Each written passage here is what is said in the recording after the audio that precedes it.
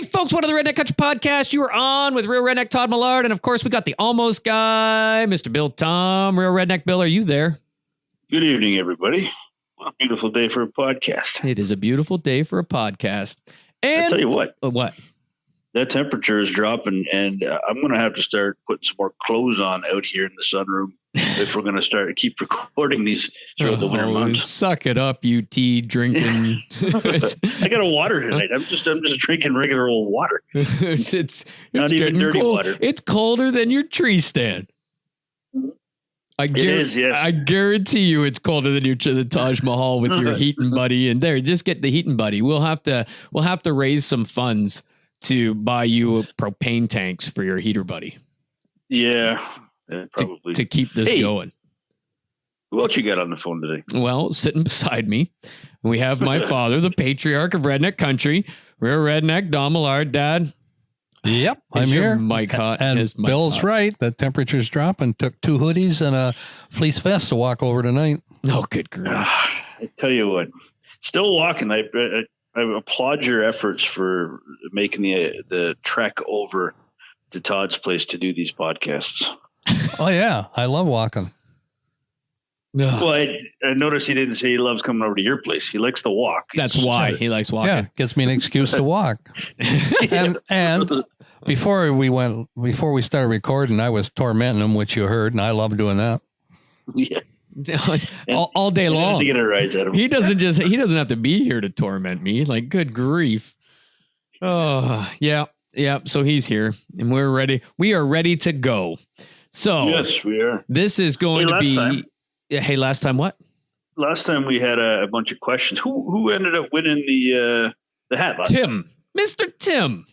Yeah, he was the speed question round guy.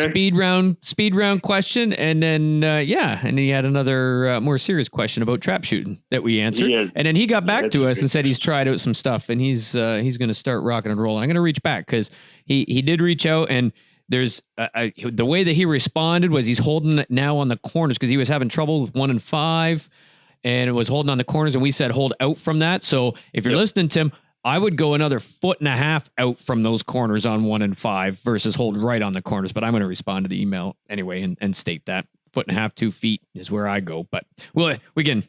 We already discussed all of that many times, so I will. Absolutely. Yeah, and I don't want to beat a dead horse, but I'm going to reply back for sure. And I was just curious. But yeah, he did. He won the hat, and he chose a blue with blue Redneck Country writing on it. Nice. Down in the left corner, kind of cool. Yeah. Nice. Yeah, one of the hot seller ones. So perfect. Popular ones. So yeah. So congratulations, Tim. Absolutely did. And now we got some masks and we got toques. Yeah, we got a little bit of swag out there. I like the masks, I mean, they're a little different, but I like them. Yeah, well, they're a little different. They're a whole lot different. I'll tell you what, but I've been wearing the toque for 2 days. And my daughter confiscated one. I'm like, really? You want to wear one with your father's face on it? And I'm a little nervous because, I mean, not for me. I mean, obviously you put my face on anything, it's going to sell. But then when you couple it with you and Dad, it kind of brings that factor down a little bit. Video killed the radio star. So I'm a little concerned that the podcast may lose subscribers versus build subscribers, but we'll see. So I'm thinking we're going to do some contests maybe and say, if you share the podcast, you subscribe and share the podcast, we'll fire you a hat, or we'll do a draw to fire a hat. But watch for our Facebook for posts for that kind of stuff, and Instagram posts, and we'll be throwing them away, giving them away that way. I think it'd be kind of a cool gig. And then, of course, get our name out there to more people and get the message out that we've got something good going on here. And we got truck decals coming as well. Yeah, that's right too. Forgot about that. Yeah. So that's kind of cool. So, hey, watch our Facebook page, watch our website's got it all. There's a link to our Facebook profile feed fires up on the website. All of the podcasts episodes fire up on the website. So really, it's a one-stop shop. If you go to www.theredneckcountry.com, it's got everything right there. So if you go there, you'll be able to see any contests we're doing, anything like that. But yeah, for sure. And we're going to give away some truck decals, some masks, some toques. And so it'll be kind of cool. Try to get some promotional out there and build a little bit more community going by it. So what is this now? What episode number? I think we are on. I think this is going to be 46 going on almost air. at a full year. Well, and that's what we got to decide, because when I publish these and I got to choose, I got to say, do I go to season 2 or do we stay with just one season and keep it rolling? And I don't know iTunes at all, but it's iTunes that dictates that. And so I got to figure that out. At what point do we say it's season 2? So at 52, is that a year we do it? I don't know. We'll figure if there's a plot twist on episode 52 that has to carry over into the next season or not. Oh yeah. Yeah. We'll have to, a plot twist. I like it. I like it. So where are we going this week? Well, for starters, let's talk about the week really quick if we can. Because as you said, a temperature dropping, but it is also for our local gun club. They started Wednesday nights under the lights. Nice. So it's like a little mini competition that you go and shoot 50 targets, and it's kind of cool. They do draws and stuff like that. And so because the temperature's dropping, took my heater buddy, and I was getting chirped a little bit, but I had it out there. I'm like, screw you guys. I'm taking it on the line with me. I'm going to stay warm. You put your heater buddy on the line. Well, I'm going to carry it around with me. As it gets colder, that thing's going to be right on my hip. I'll tell you what, I got no problem picking that up. Shoot 5 targets, move to the next station. I can carry it right along with me. I'm good with that. Well, as long as you keep your pilot light lit through that transfer, you're doing well. I tell you what, I know as a safety switch off, I got to walk slow, but the guys I shoot with, Dad, are not the quickest anyway. So I got lots of time to move from station 1 to 2, 2 to 3, and not let that thing go out. So we'll be good. We'll be good. And I'll be warm. And then we have another real redneck that's not on the podcast, but Dad's buddy. And Dad, did you want to share?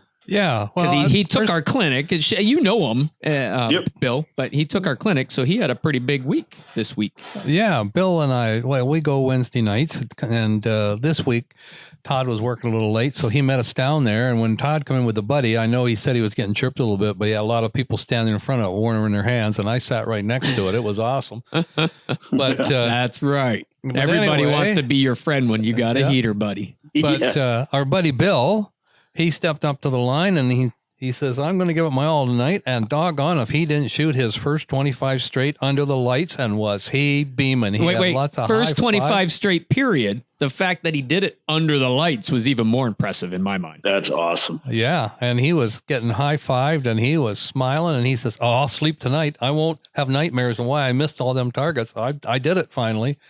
And he was pretty happy. And Todd gave him his first Clay Crusher 25 straight patch for his vest, and he was holding it and looking at it all the way home in the truck. We shot his Redneck Country hat.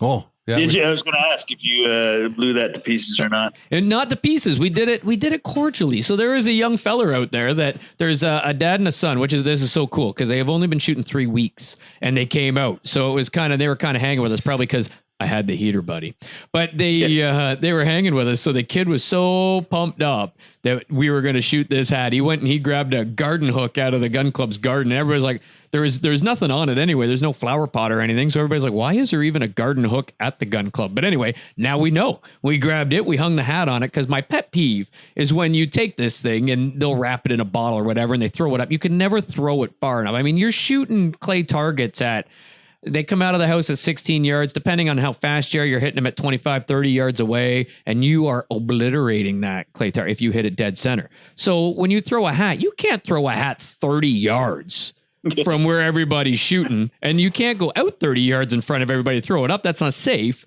So the hat usually gets just blown apart, and it bugs me because what I like is you want that trophy. You want to maybe be able to wear it from time to time with all the shot marks in it because guys know what that means. So that's always been my pet peeve. Or there's guys that once it hits the ground, because it's a different animal to hit a slow moving hat than it is a target with a trap gun because you're shooting so high anyway, and you chuck that hat and then you shoot clean over it or whatever happens and you miss it. So it hits the ground and there's always that one last guy that pounds it on the ground and blows a hole through it and rips the peak clean off it. And like, you can't wear it or nothing. And it's like, okay, well, that's going in the garbage. You might hang it on the wall for a week. And then after your wife's like, why is that hanging on the wall? And then it's in the garbage, right? So to me, we thought, okay, we just want it pelleted. We want like it's been shot, but not blowing apart. So we put this thing on the hook. Now, I will confess, it took us, Dad, 2 shots? Yep. or two, not more than 2 shots, because there was more than one of us shooting each. But it took us, we had to shoot, and then we had to shoot again, because I'm going, okay, if we put this thing at 30 yards on the hook and I shoot 13 inches high at 30 yards is where my pattern starts. Trying to do the calculation. Right. You're trying to guess stationary object there. From your bead to the hat. Is that 13 inches? Because I'm 30 yards. And I think I shot, like, it moved. So some of my pattern hit it, but not much. So we brought it to 20. I closed up the gap a little bit, and then we got her good. So it is, to me, it's really good. It's all pelleted, right, Dad? Like, it's holes, even holes all through it. Yeah. Yeah. It's like a pattern. Nice. It was like it was meant to be. So we did. We shot his hat. He's all pumped, and gave him a Clay Crusher 25 straight patch. The club gave him a 25 straight patch. He's got 2 of those now. So that's kind of rocking and rolling. So I got to get him a new hat. But he did. Happy. It's been a while, because he took our clinic. We didn't do a clinic this summer. He took it last summer, right? And he's been shooting, Dad, pretty much since. Yeah. And but he finally got her, and I think now it's just going to click. I mean, he was dead center. They were ink balls. And when you're shooting under the lights and they shoot the Winchester targets, they just puff up so nice. I mean, they were just balls. And I after the first 10, I'm like, he is dead center. He's going to do this. And the last 5, I think I was more nervous. I was straight too, and I was more nervous shooting my last 2 targets because of him versus because of me. I'm like, holy crap. This is like, who cares about a 25? But this is a big deal for him. And I'm like, as soon as he shot it, I was on 4, he was on 3. I went over, shook his head. Dad slapped him on the back, and then I could shoot my last 25th target in a lot more relaxed mode, because I was more nervous for him than I think he was. But yeah, he said the last 5 were good crucial, for him. But he did. He knocked him out. And my shoulder's been. Go ahead, Bill. Sorry. I'll get there someday. Yeah, you just got to get to the gun club more often. I tell you, you know how many 24s I broke? Oh, I bet. This is the almost guy talking there. We've almost broke 25 on many occasions. I've had many rounds, shooting 100 targets where I go 23, 24, 23, 23.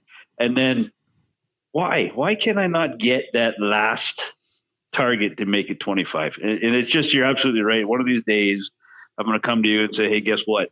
The almost guy did it. Yeah, I hope I'm there. Yeah, I hope you are too. Heck yeah. I hope you are too. So, and my shoulder's been getting a little stronger. Yeah, I was going to ask you. Good for you. I actually physio on that. I actually was able to shoot without a support this time, and I found a different way to swing the gun up and lock it and hold it. And I've been doing exercises. It still cost me a couple targets. I haven't hit a 25 since I ripped the muscles off the bone and tore that rotator cuff, but it's getting there. I've shot a couple 24s and a couple 23s. But I'm getting there. It's getting stronger. So I hope in another month or so that I'll get over the hump and be able to shoot a little better. I'm working at it anyway. Sounds like excuses to me. Yeah. But yeah. So anyway, that was our week. It was pretty good. Is this going on all through the wintertime? It is. No, they do it right through. Now, we also have an inner club, a little mini one. Because of COVID, we normally have a big inner club, but now it's just going to be a 3-club inner club. They're going to have it a little more controlled, yada, yada, yada. Yeah. But so that's coming up too. That'll be on weekends, but every Wednesday night. Yep. Our club does it under the lights, and it's kind of cool. So they there's about 20 guys that come out. So this last week there was 6 squads. So there was 6 squads of 5. That's almost 30. I mean, there was a couple squads that weren't full 5, but so they were probably at 27, 28 shooters. So yeah, it's good numbers. Yeah. Yeah. So it's fun. It is. It's a really good time. And nobody takes it too serious, which is the key. So, except for Bill. Well, yeah. He was in the zone. Now he can relax. Good, yeah. So how did he do on his second 25? 20. Yeah, well, you know what? He was going on his high there. He was. I said to him, "Well, let's go. Let's not stop 50." And he dropped his first target out. Yeah. And he looked at me and went, "So much for that." Yeah. So then it weighed on him. Yeah. But he was still happy with the 20 because he was having trouble even getting consistent 20s. So he was really pleased. He's really pumped. So we're hoping he keeps them scores up there. And under the lights is a whole different ballgame. Like I can bet. I haven't shot under the lights. It just feels like they're moving so much faster because all you see is target. Like that's all you see. So you jump at them because they're like light beams coming out of there, and you shouldn't change anything. But it is tough not to because they come out of there like they're the sun. The light hits that target, and that's all you see. Everything's black behind it, but a big orange target. You just want to jump on it. Well, what do you use for lenses? I actually switched. I Vermilion makes everything black but the target. And I found that I would jump at it because it is at that point, it is a sun coming out of there. So last week I went to, somebody mentioned it. I was wearing rose colored glasses, but they seem to do the trick. Yes. Yeah. So they're still red tint, but they're a lot lighter. They're like a pink. So they really make that target pop, but they don't darken the back as much so that it's not like it's really popping. Cause you find that I jump at them under the lights like that when they come out, because they're there, and you shoot way too quick. Because, oh my gosh, there it is. So I found that helped. I switched, but I don't use any colored lens. I just use my regular glasses because they're so bright and they look so big that I just can't. Yeah, a lot of guys use clear or yellow but I found those rose ones were awesome. They worked for me. That's interesting. Yeah, one of these days I'll get down there and maybe shoot with you guys on a night. Absolutely. You're always welcome. Appreciate it. So what did Bill get up to this last week? Last week was a hunt, finish up, get back to work type week. Yeah, let's not talk about that. Yeah, we won't talk about the work side too much, but we had a good week. I'm not going to go into too many details yet because I might save that for next podcast with what we got going on here. But based on what we had for a week, I had some work to do on in the garage for some taxidermy stuff. So, oh yeah, you've been tanning some hides. You know what? That's right after this podcast here. That's exactly what I got to do is break the hide for the first go around. So yeah, the hide takes pretty much a full week to do. From the pickling stage. And you know what? It's not a lot of work right up until tonight. That's when the work actually starts. But, it takes 3 days for the pickling process of the hide. And that was completed Friday. And then from there, there's another step where you have to neutralize the hide into a baking soda bath. And then you got to hang it onto a drying rack and then stretch it out afterwards. I mean, I've simplified the process quite a bit in that. I was going to say, I'm going to do it right now. Yeah. But last week, Saturday, I got home and you know me, right? I can't let things sit. I'm so picturing you right now sitting in the garage going, it puts the lotion on its skin. Yeah. All right, folks. I apologize for everybody that's just creeped out right there, right now. Yeah. I'm with you, including me. Thank you very much, Todd. Yeah, don't look in a mirror, Bill. Don't be that guy. I can't leave anything sit. So I mean, when I got home on Friday, I let things sit overnight. But the first thing in the morning, I got up and I was unpacking, putting the hunting clothes away, putting the tree stand up, getting the hunting shed back in order. And it took me pretty much all day to get things. And I didn't work hard. I just kind of worked steady and get everything back where it belonged in the hunting shed. And it's just the way I got to do it. I can't leave it. I can't leave it sit. So see, and I got no problem. It needs to be clean. I ended up just today getting rid of our hides. Are you kidding me? So normally it's hat for hides, right? And we take them in, but because of COVID this year, you got to email an address and everything else. And we took ours in. Well, at certain depots, right?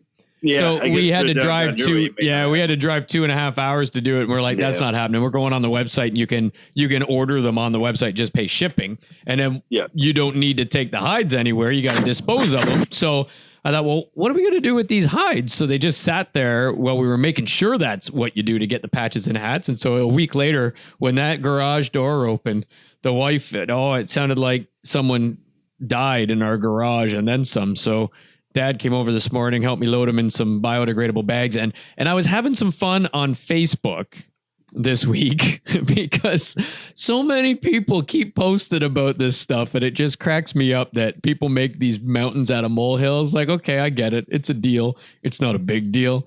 But so I did you see the meme that I made, Bill? No. It's a little bit controversial. Not sure if I did. So I made one with this dude sitting at a thing that changed my mind. It's like a guy taking a pole out at a park. He's got like a table in front of him. So I put on there because everybody's posting that, oh, I found some deer carcasses thrown in the ditch when I was out on the back road, blah, blah, blah. You know what that does for hunters? And they post a picture up, and they post it on a Facebook group that's got 25,000, 30,000 members on it. And I'm like, well, that just went from maybe 5 people seeing it on that back road to like thousands seeing it. Yeah. So I get it. You want to let people know, hey, go into the woods a little further and dispose of them. But the fact that you took a picture and posted it on Facebook just proved they're like, you're making hunters look bad. And I'm like, so I can't remember exactly what I said, but I had some fun. I was proud. I got almost 200 likes on it, but I said something along the lines of, I don't remember. I was dumping hides out on the back. I was going to go dump some hides on the back roads. And then I remembered that somebody would take a picture and post it online to say that I was a bad hunter, showing thousands of people, something like that. So it was pretty funny anyway. But anyway, it's changed my mind. So when I got these, I'm like, I could go throw these out on a back road somewhere and wait for somebody to take a picture and post it on Facebook. But I didn't. I went deep into the woods and got rid of them. So yeah, that's I like to tan the hide. Just I've done 2 now. One hair on, one hair off. The buckskin, so Candace can do some leather stuff with the other one. But the buckskin one I did a couple years ago. The hair on turned out really, really good and soft on the backside, and you can use it for a throw rug or a blanket or whatever you want to do. So that's soft that you can use it for a blanket? Oh yeah. Yeah, for sure you can. Really? See, these ones could have been hair off, eh, Dad? Well, I would have loved to. I said that. I said, gee whiz. We could have, like today, we could have just bagged them up and set them to Bill, maggots and all. Yeah. The hair was falling off them. By the time they got to you, they probably would have been hairless. Well, when we were skinning them, I said, I'd sure like to drive these up to Bill and get them tanned, but I thought that's a lot of work for Bill. But I would love a deer hide rug. I will do one for you for the next one you get, Don. I will do one for you. Well, you got a year anyway, then, don't you? You know when you're safe. Well, this is why I said it for now. See if you remember to give me a call next year, I'll tell you how to prep it for me so I can come down there and get it before it gets all maggoty and that'd be awesome. So, that'd be super. So I'm doing one for my dad, which is a story in itself. But we will doing one for my dad, and the one of the deer I shot this year are going to be. It's just ready to go now. So within 2 days, probably by Monday, all the breaking of the hide will be done, and it can be sanded and put up to to use. So I'll shoot you some pictures when it gets done. Right on. We'll have to do a podcast sometime on how you do it. I think there's lots of interest. And maybe Dad wouldn't even have to take it to you. You could teach him over the phone. I can do that. And I did, I'm laughing, Bill. You can't teach him how to use anything right in person. I want to see you teach him over the phone. That would be good. I got while you're doing that, my brother, help him with his iPhone too, please. Yeah, technology is not my thing, but I was helping my brother because I did some European mounts last weekend too, which is I don't know what you refer to as European. How do you find the time? What do I do? European mounts for us is we bury them in Scotty's garden with a rope around the antlers to the deck in case something buries them up, tries to run away with them. And then about 7-8 months later, we'll dig them up and we're good to go. Or we'll hang him in his tree. He has what we call the tree of racks. And then we'll just hang it there and let it rot. You are absolutely breaking my heart. Oh, that's perfect. Really breaking my heart. I have no problems with doing that. And we got lots done like that. No, I Sunday, I got up at 5:30 in the morning and I put the Weber barbecue on at 5:30 in the morning. Well, a little bit later than that, about 6 o'clock, doesn't matter. But I put a pork shoulder on, and then Sunday was taxidermy day. I did European mount on a buck. I did the hide preparation, and I did a doe. And then I was pretty much spent by 6 o'clock in the evening. So good grief. Yeah, ain't nobody got time for that. And I did 2 does today, actually. My gosh. Look at you go. Got to keep busy. Yeah, I'm impressed. I am. Can't wait to see. We'll get some pictures of the finished products. Yep. There's a special twist to one of them, but we won't talk about that now. Is that what you just sent me? Picture? It was. Oh, wicked. Yeah, we'll get pictures of that when it's done. You like that? Absolutely. I do. Good. Suspense. Bum, bum, bum. So we had a good week of black powder. We both tagged out, right? Our group tagged out. The wait. The Alliance tagged out. We are not going to talk about that. And I mean, I got some stories because we got some firsts. Maybe we'll tell Dad's if we got some time on one of Dad's that he shot.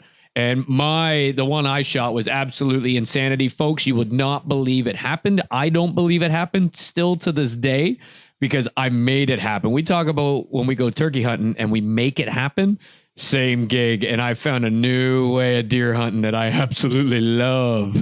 So I don't think we're going to have time for a big old long tangent on this one. So we will get into that. You have to listen to the next couple episodes. Maybe next couple. I tell you what, it was unbelievable. I'm not kidding you. I can't believe it actually happened and success. But yeah, we're going to have to spread these out a little bit because I know that you got a bunch of good stories that I haven't even heard yet. You got a bunch.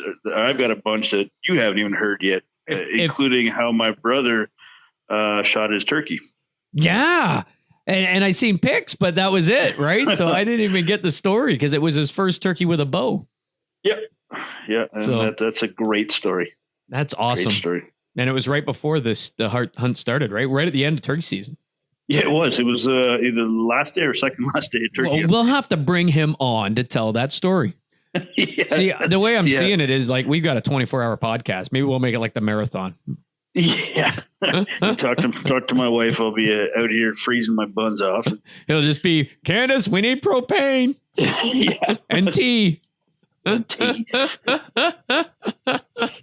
Oh, that's awesome. But the next bunch of podcasts, folks, perk up. We are excited. I'm so pumped. And then I got another first too that has nothing to do with deer hunting, but I did it during the deer hunting week. And like, it was so wicked. I honestly didn't think Scotty didn't even come with me because he's like, whatever, ain't going to happen.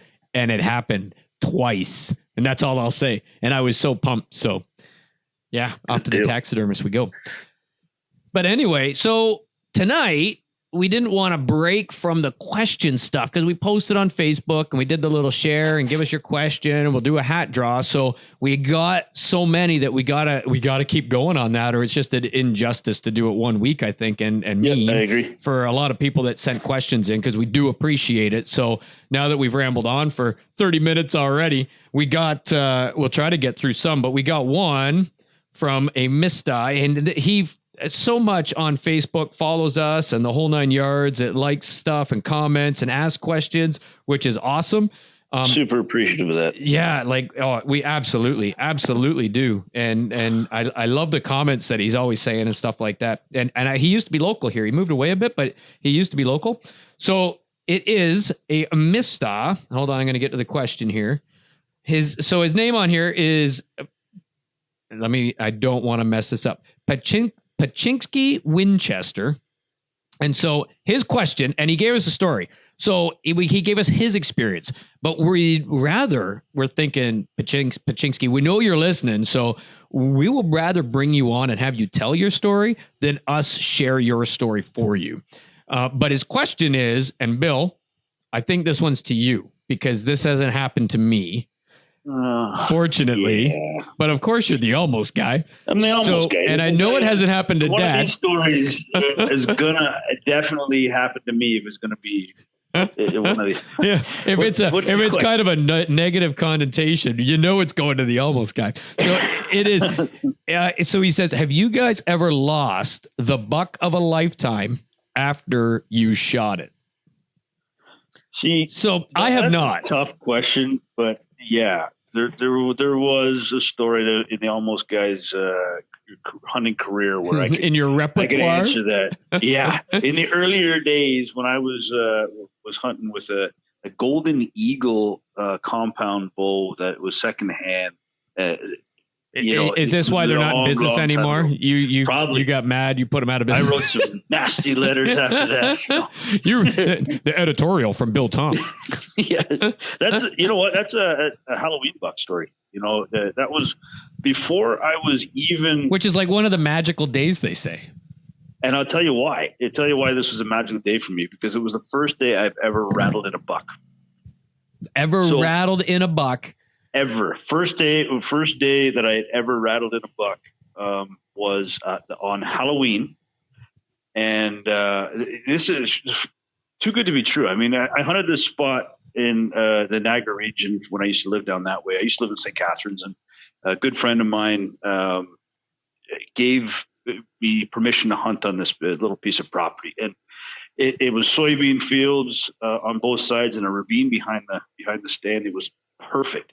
I had seen many, many does up to that time, because I was able to hunt more.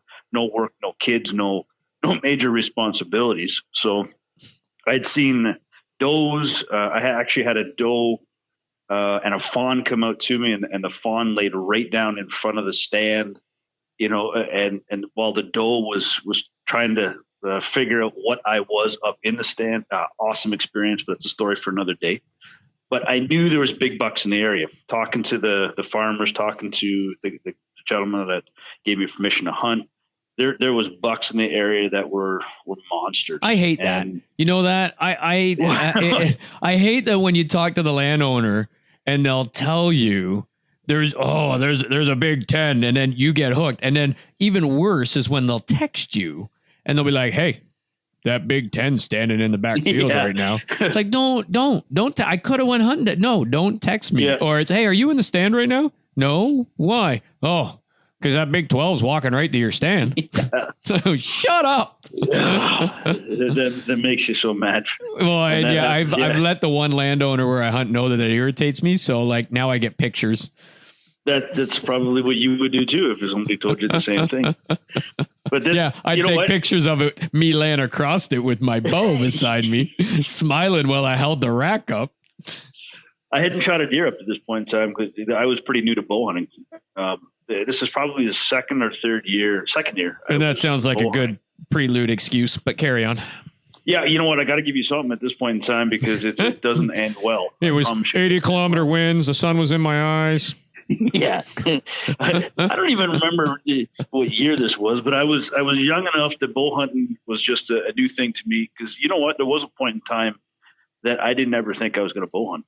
I said when I took my license, I said, why am I even paying attention to the bow hunting section of this?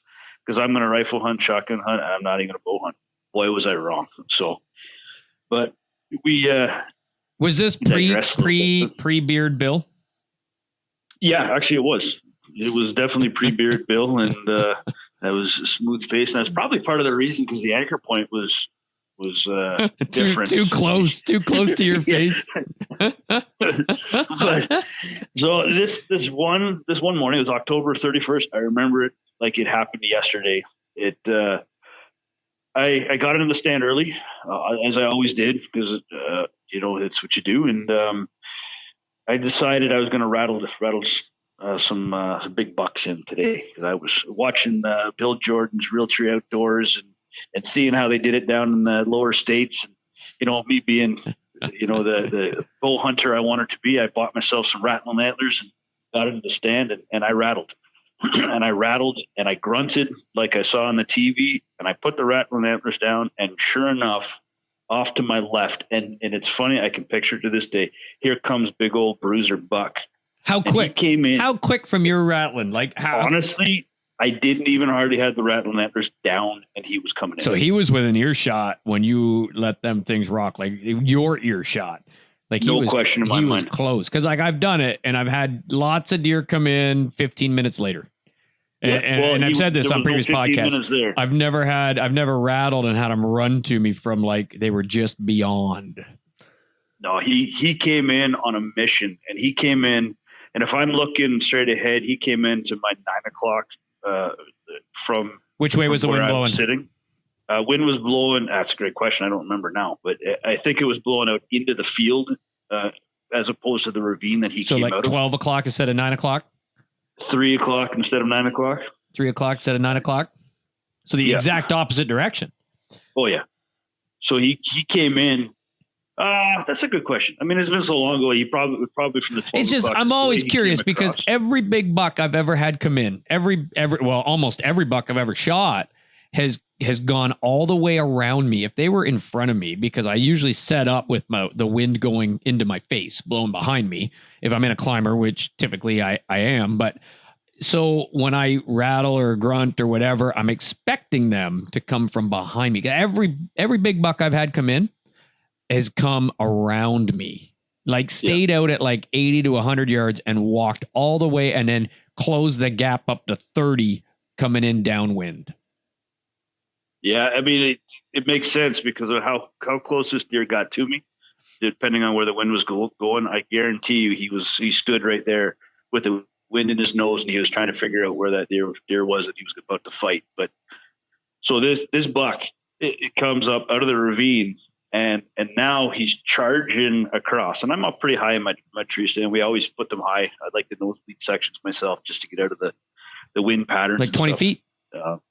Yeah, I'd say, that would be a good estimate of how high up I was. I find that's it. That's the like we have a bunch of 12-foot stands. The ladder's like 12 feet high or whatever. And I just find that in black powder, in our rifle, okay, fine.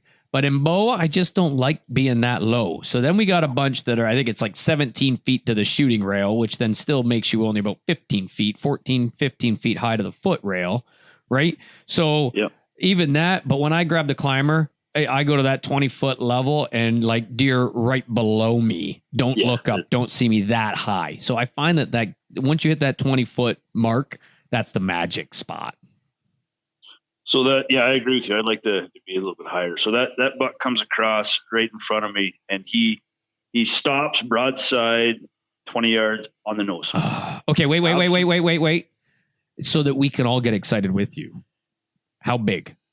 I don't want inches. This how many big? Points? Oh, inches I won't give you, but he was 10. There's no question on there. 10 points. That's big buck. Redneck Country labels that as big buck. I label that as a big buck too, based on the close out of the story, which I'll tell you, he was a big buck, and he was a big bodied bruiser fighter. He came right in there, neck all swelled up, rutted out, looking for a fight, and he stopped broadside looking away from me at 20 yards. I take the compound bow. I'm shooting Golden Eagle with aluminum arrows back then. They're like, Bill, please don't mention our products on the podcast. Yeah, I'm going to mention it every single time. But I did shoot my first deer with that bow later on, so it's okay. But this particular morning, it didn't work out so well for me. And I had the aluminum arrows. It was a little bit colder that morning. I could see the steam coming off that buck's nose. And I take that bow off the rest, and I slowly take it, and I put my release on. Okay, so this is a question that it plays over in my mind, is when did you take that bow off that rack? After he was already at like 20 or while he was coming in? Oh, after he was already at 20. Are you kidding me? I had no choice because of the way he came. He came from my 9 o'clock. And could see you the whole time.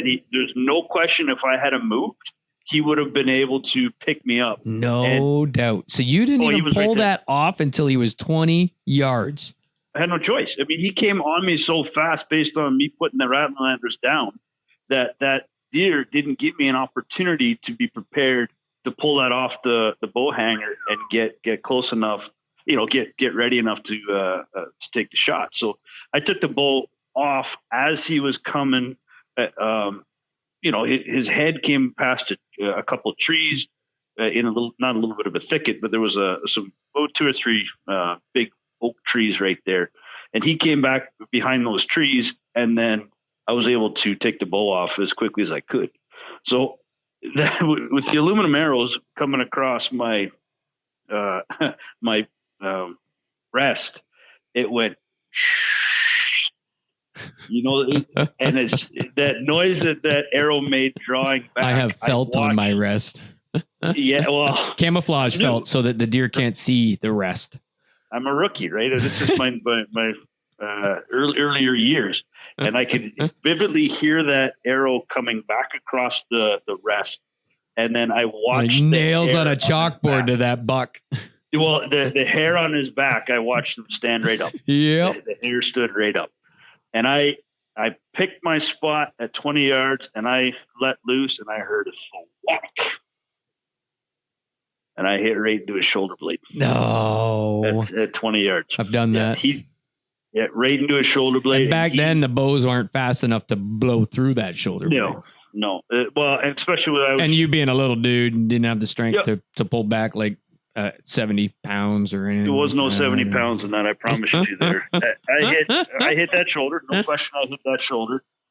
And he dropped a little bit of blood, and he ran full out to, I would say, 150 yards, a field and a half over, turned around, looked at me, and walked away. And I'm thinking, I've seen this before. Bow hunting shot, he's going to just go lay down somewhere, and he's good to go. Now, super excited. No cell phones back in this time. When in doubt, back out. I remember clear as day, I went across the field, got into my Jeep, and I drove away. Called my dad. My dad came and helped me. This is probably about an hour later. And we found probably a cup full of blood after 2 hours worth of, looking. And we kept on looking. We probably looked for that deer for 4 hours, and he wasn't even hurt at all. And I know he wasn't hurt at all, other than that, because we were at a big buck contest, wild game dinner wrap up year end type thing that Port Colborne Conservation Club was putting on a year later. And I like where this is going. Carry on.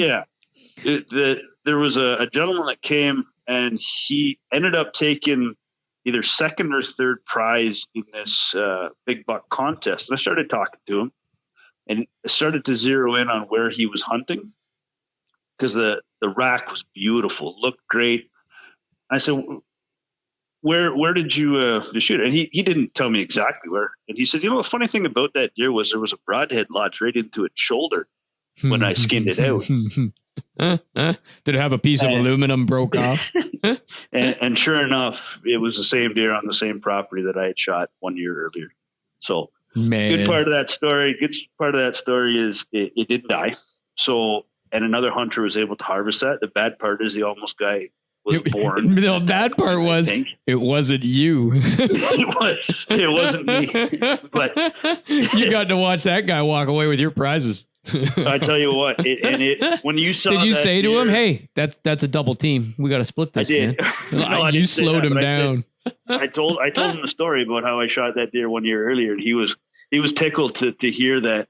That this is the other end of why that broadhead was lodged in that deer shoulder. It was a neat experience, and something I'll never forget. I don't remember the guy's name now. I remember the property. I won't say the property name or nothing or where it was, but in Niagara region.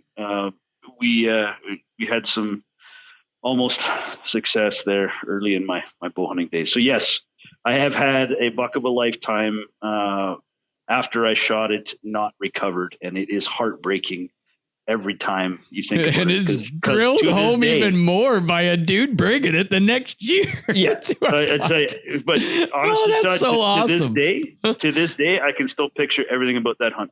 The whole day, I can picture everything about it. And it hurts every time. It hurts. Yeah. Have you sought therapy about this? I do. Yeah. It's called the therapy of the This woods, is where the tea drinking started, wasn't it?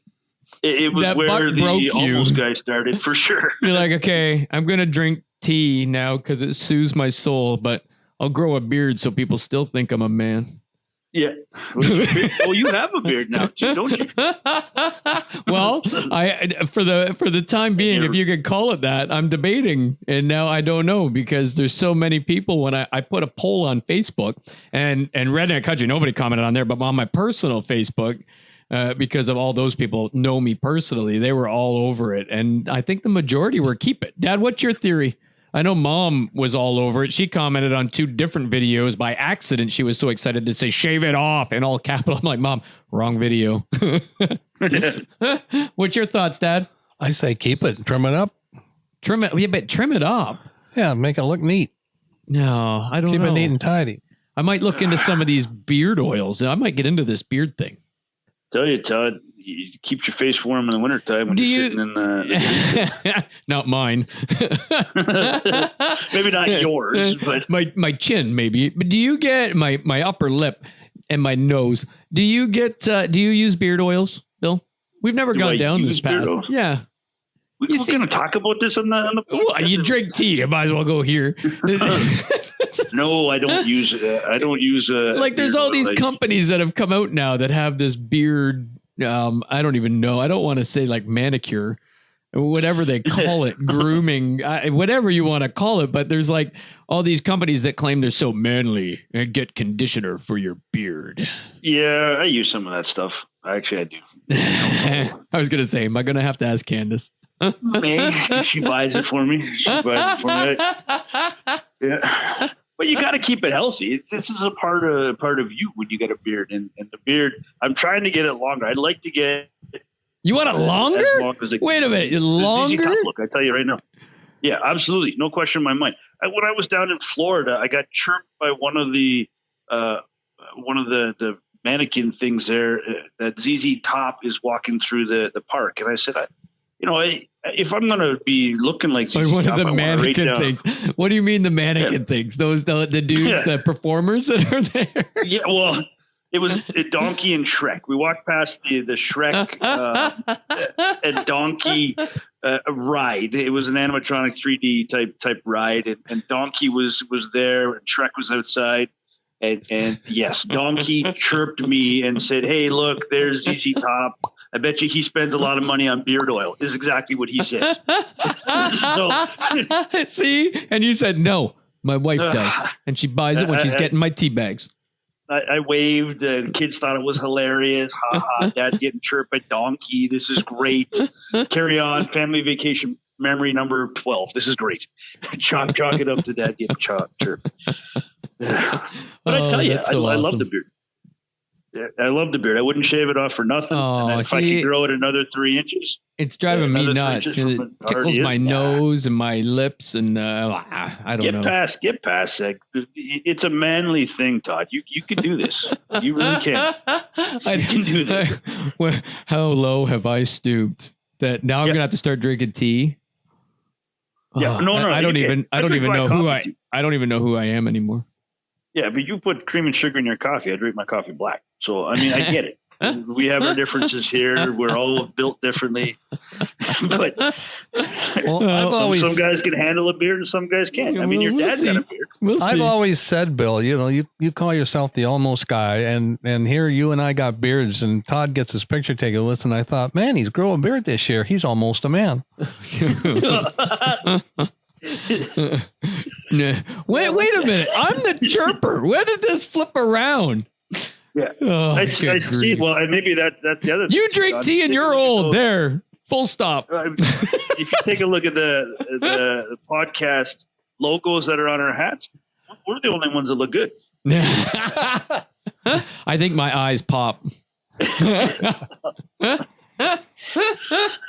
Oh man! All right, I say we wrap this back. Wrong turn. Wrap it up with one story from the last week, and then because Dad's got 2, but we'll wrap it up with one of him making it happen. And then again, folks, tune in because I tell you what, I can't believe how I made mine happen. And I haven't even heard. I have negated to tell Bill any of my stories. And Bill, I think I've negated to tell me any of your stories because we want to save them for this podcast. And it's a candid conversation. Yeah. And I'm the same. And as well as your brother's turkey deal. So I'm excited. So yeah, neither one of us know our stories. We've just seen pictures of what has been down. And so Dad, do you want to start? Yeah, I'm going to set the stage here. We have 6 stands, and when we say along the top, 6 tree stands along the top, and it's not a ravine, it's a valley. This valley is so big and so wide, there's actually fields down in the bottom. But they farm the bottom. But it's about a 200-yard drop. Yeah. Wouldn't you say? Yeah, and it's not, at some places, it's maybe straight 100, down. Maybe 100-yard drop. Well, it's 150 feet, something like that. And in some places it's straight down, but it's not even 45. The slope, most slope is about 30 degrees. And so when we walk along the top, that's where our stands are. Rick has one on the far west end, and there is one on the far east end, and there's 4 in between those two. So Rick sits at the far end, and between Rick and Todd, there's a bedding area. Between Todd and where I sit, there's a bedding area. And then between where I sit and Bill sits, which is the far east, is a field. And so when Rick decides, okay, he's getting cold or anxious or whatever, he's going to leave for lunch, he always texts us and said, have an eye, I'm going to get down, I'm going to walk along the top, and I'm going to come through the bedding area, see if I can get something moving to you. When Todd gets down, he'll tell me, hey, I'm getting down, I'm going to come to you, have an eye, I'm going to come through along the top and a little bit of bedding area. And typically, there's not much distance between me and you. There's what? Yeah. I mean, if we looked at each other straight across, we can't see each other because we have a bedding area between us with trees, but I'm in a corner and you're watching a corner. Mm-hmm. So, but there's what, 200 yards if we range finded it? And then Bill, he's about 800 yards. I typically will know if something's come up from the bottom. I'm right on that edge. And so they'll come up out of the bottom. They go 2 ways. They either come up under me, which is, if you've listened to the previous podcast, like way back, number 1 and 2, this is the property we're at. And we're Scotty. We tracked his big buck last year. But so I'm up. They'll either come up under me or it's a split. It's like a little crevice. They got to come up under me or they'll go up into the bedding area and go out to Dad. If they don't make it to Dad, it's because they bedded down. So when I get down, I'll message Dad and say, okay, I'm now coming. Have an eye, because there's only 200 yards. And when I start packing up, it's going to make them wake up. Well, are you guys watching the same corner just from 2 different sides? No, they're two different corners. So you can't see each other's corner. No, because I'm in the corner of my side and it jets out beside me, but between me and Dad, and Dad's watching the corner of that same bedding area. I'm watching the west side of it, and Dad's watching the east side of it. The east side. So Rick has decided he's going to stay in his stand, so he's not going to come through. So Todd texts me and says, I'm getting ready to come down. Do you want to come over and meet me? And what we'll do is walk over to the bedding area between. And push towards Rick. And I said, yeah, we can do that. But first, I want you to come through to me, because about 8:30, I saw a beautiful big doe come from the south and walk straight north, parallel to me, right through the middle of the bean field, about 300 yards out. Paid no attention to the grunt, the call, paid no attention to anything, just walked straight towards the top of the ravine. I say the top of the ravine, it's the top of the valley. Well, there's highs and lows in the field, so it would disappear, and then you'd see it again, and then I never saw it if it went and bedded down along the top or if it actually went down the side. But I told Todd, I want you to come to me. I'm going to get you to walk out to the right of me, and then go across the middle. He was a little more adamant. I got a question. Okay, go ahead. This is all through text message, right? Yes. Now, I know my dad, and he doesn't listen, so I can say this. Takes him forever to send a text message. Well, Dad, you can see the dot or the WhatsApp message that we have. And it's there forever. And it's like he's typing and typing and typing, and you get 4 words. It's exactly what it is. And they're misspelt. Or there's an emoji. I got to try to figure out what this emoji refers to. No, and it makes perfect sense in his mind. So what do you do? What I do is I use the speaker. Yeah, so and I don't worry about the spelling mistake or the words, because I know Todd will figure it out. So yeah, because I'm smart. But so we got our cell phones. We quit using radios because we didn't want to talk. We wanted to be quiet. So we're like, this is great. So teach Dad how to text. But instead of that, Dad still pushes the button and talks into it, speaker to text or whatever, voice to text. Yeah, so, I mean, really, what's the difference at this point? Well, I whisper into mine. Oh yeah, he whispers, folks. Yeah. But I'm not messing up anybody else, because my voice isn't coming through their radio. 200 yards from me. So that's all I have to say. So anyway, I tell him about this. I said, come to me. I've seen a deer. I want you to go out and see if you can't get that deer moving if it bedded down in the top. So when he gets over, I explain to him right where it went. I tell him that I want you to go through the middle of the field, go north of me or south of me, and walk straight east. And then when you get to the birch stand, go straight to the top and then come along the top. If it's bedded along the top, you might get a shot. It might go over the bottom. I might not get a shot, but who knows? Now, hold on, interlude, because how he's telling you, Bill, well, I don't know if it dropped over the side or not. He says to me, I know it's bedded there. It's bedded right there along the top. You got it. It's guaranteed. It's bedded right there. So he was a lot more adamant because don't forget, 300 yards out. So I've got to walk 200 yards to him. And then I've got to do this 300 plus because I got to go past it or I'm going to push it the wrong way. So as he's telling me, it's bedded right there. Because now this, and not to mention, the beans aren't off. And if it's maracas you're walking through. You're right. So I've got to go way. So I've got to walk about 600 yards south away from him and then walk 600 yards out from him. So I go past that spot to then sneak back. So I make sure I push towards him. You follow me? This better be there. So he doesn't tell it like he's telling now. At this time, it's like, oh, it's there. There's a deer bedded right there. We can't go for lunch and leave that deer bedded there. It won't be there when we come back. Actually, Bill, I said, if it's bedded there. I didn't hear you. I didn't want to leave it there. I want to make sure it's not bedded there, or I want to get it moving one way or the other. Apparently, that's exactly what you said. And remember, text didn't capture all of that. Apparently, I have had this stand. I got 2 stands down there that I sit in, and there are only 2. One at the top, one at the bottom. I never even made it to the bottom this year because our tags were filled before I even got down there. But I'm at the top, and I said to him, I have done this for over 40 years in this spot, and I've had this stand here for 40 years. I've been up and down these hills. Now it's your turn, and you can push for me. So I directed him.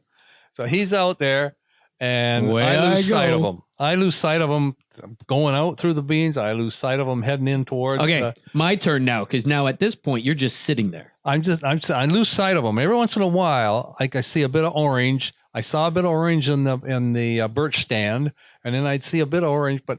It's rolls, and I lose sight of him. So I just know he's coming towards me. He's sitting in his tree stand, and he's just perched there, ready for little doggy Todd. It's 90 yards from my tree stand. No, I don't bark. It's 90 yards from my tree stand to the top of the ravine. And I'll tell you why I don't bark, Bill, because I found when you do, or when people do, my theory, and we've had it happen, and I can share more stories, but we don't have time on this one, but I will the next time.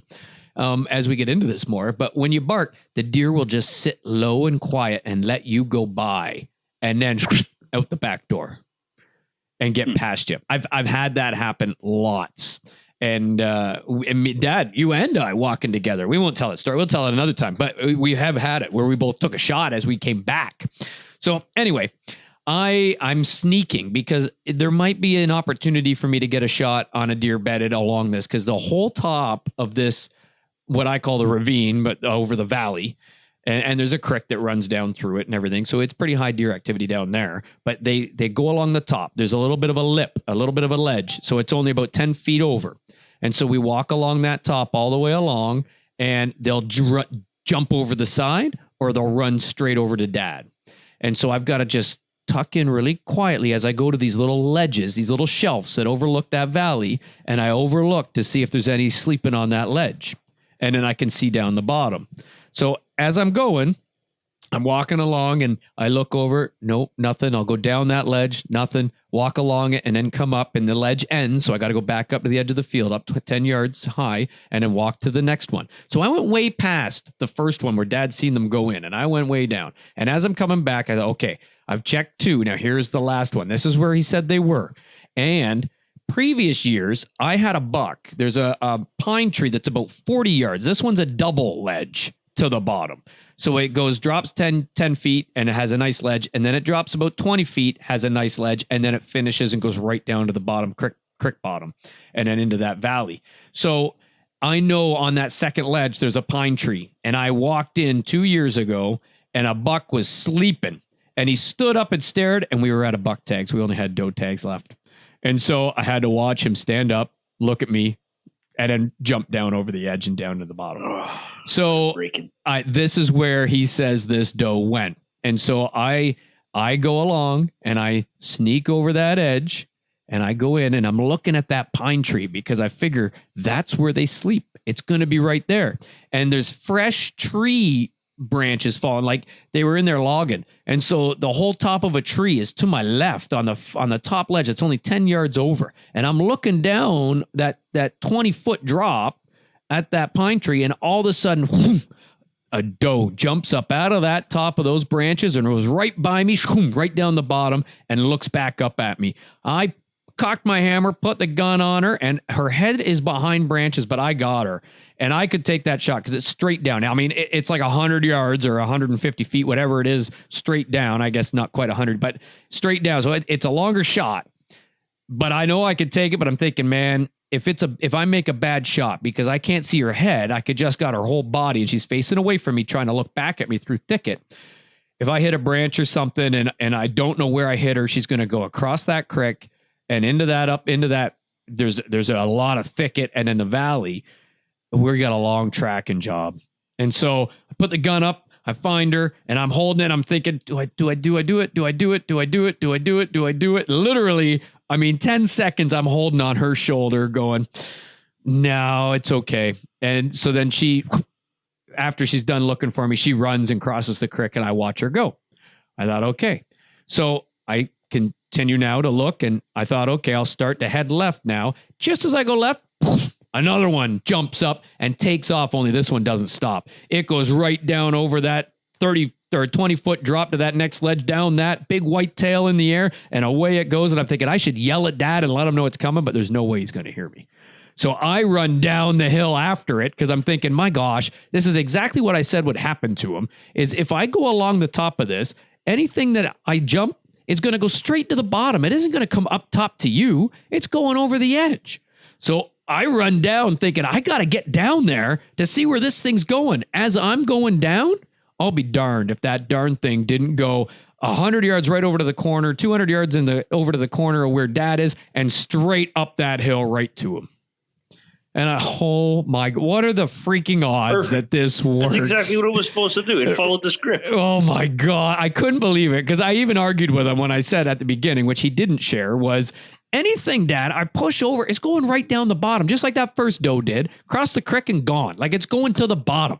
It ain't coming up here. I'm going to have to push. How do I can't push the bottom up because I can't get down. There's too many little scissor ravines in there, right? That to go to the bottom of that creek that meet the creek. You just can't walk the bottom right along there. So I'm like, there's no way I'm going to be able to, oh no, trust me. So I run down the bottom and I'm waiting and man, it felt like forever. But finally I hear, and now Dad, you can take over. I didn't see it come up over the top. I didn't see it crest the top because of the rolling in the field and the beans were higher in places or other. But all of a sudden, I don't know, a couple 100 yards out into the field, right along the top, along the edge, I saw this deer jumping and running through the beans. And I went, holy mackerel, he did it. Here comes one. I cocked the gun, I brought it up, and I'm getting ready to stop it. And as it comes towards the corner, it's running straight west.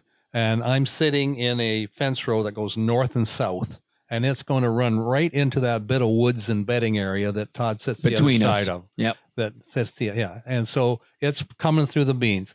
And so finally, when it almost gets to the corner, I go, bah! And it doesn't stop. It doesn't stop? It doesn't stop. The next time it's like I go some old louder, dude just threw up. No, the next time I go, ah! And it stops dead. And I got the gun right on literally right behind its shoulder, and I shoot, and it almost falls over. It almost, it knocks it to the right. It uprights itself, and there isn't as much smoke now with the Pyrodex as there used to be with the old black powder. So I just leaned to the left, and I saw the big round blood spot start to filter out on the body, right where it should have been, right through the lungs, and it just took right off into the fence row I'm sitting in. It just full speed right into the fence row, headed into the woods. So I'm reloading, and of course I still get. And now it's my turn. Yeah, well, hang on. I get pumped, and I'm shaking, and I still get that excitement. I got a deer from my trusty stand, so I'm reloading and waiting for Todd. And when he comes up over the top and he can see me, I pump my fist that I hit it. So he pumps to let me know, and now I'll let Todd. So then I start walking towards him. because I want to, but I can't go out into the beans because that's a pain in the butt to walk in. So I'm walking the hedgerow. As I'm walking along, I walk up on this giant blood spot. I'm like, well, I know we hit it. And I look to my right. It's sure sign of contact. Oh, and there's a lot of blood too. And so I look to my right, and there it is. It had ran straight into a tree. And like it would have knocked itself out, and it is piled up head under body, and like it ran into this giant oak tree right there. And there it is piled up. So I lean back out and let Dad know. So down he comes. And so photos on Facebook, good to go. And we made it happen. I should ask this question tongue in cheek, but Don, did you hear it crash? No, I did not. I did not. It was about 100 yards, 82 yards. It was, 82, 83 yards. Unless that thing hits it, unless it crashes at 10 yards, he's not going to hear it. No, because my hearing aids, now, would I heard it years ago before the hearing aids? I used to have really good hearing. I could hear snakes. We all had really good hearing at 12. I could hear snakes in the grass. I went on a nature walk. And I could hear. I know. I used to say, "Wait a minute." That's I'm like kidding. How good's your hearing? My hearing's so good. Yeah, Snakes in the grass, my man. I used to say, "Wait a minute, I heard a snake." My mom used to say, "You what? There's a snake here. I heard a snake in the grass." And sure enough, I'd find a garter snake, and she was amazed. Are you kidding me? I can hear a rattlesnake in the grass, but I didn't hunt deer then, so I don't know. Because he was 6. I didn't hear him crash. Snake in a grass. I have never heard a deer crash. I know they do on the TV shows, but I never have heard a deer crash. I've heard it. Yeah. But congratulations. And my hearing is bad. That's deer number 1. So yeah, it wasn't deer number 1 for the week, but it was for Dad that week. Yeah. Yeah, that's awesome. But that's the. I can't wait to get to the next week's podcast so we can talk about more. I'm waiting to hear your stories. So, but I don't want to hear them until then. Nope. So that's awesome. But yeah, so that was one we made it happen. And when I say on mine, I'm so excited to share mine because I made it happen myself. Like I've never made it happen before. Like it's insanity. So we're building the suspense pretty good here, right? I hope it's not a lunch bag letdown. No. But no, it's not. I loved it. It was absolutely epic. It probably will never happen again.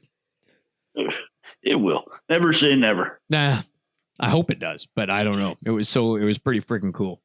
So anyway, it was a good podcast, good. My man. Thanks for your time. You can get back to it puts its lotion on its skin. Yeah. We breaks the hides. And then, hey, I might go out to the woods where I dumped ours after the coyotes are done and the hair all shook off them, and I'll fire you some hides to take. Yeah. I'll send you my address. Just wait for that, would you? I already got it. It's on its way. Oh, that's awesome. All right, guys. Thanks for a good chat tonight, and we'll chat next week. Sounds good. Yeah, looking forward to it. We got lots of stories left, and you got lots. I'm excited about hearing some of your stories too, Bill. So I'll definitely be here to listen. Good deal. Rock and roll. Till next week. Have a good one, my man. And that'll do it for this week, folks. For the Redneck Country Podcast, I'm Bill, the Almost Guy Thom.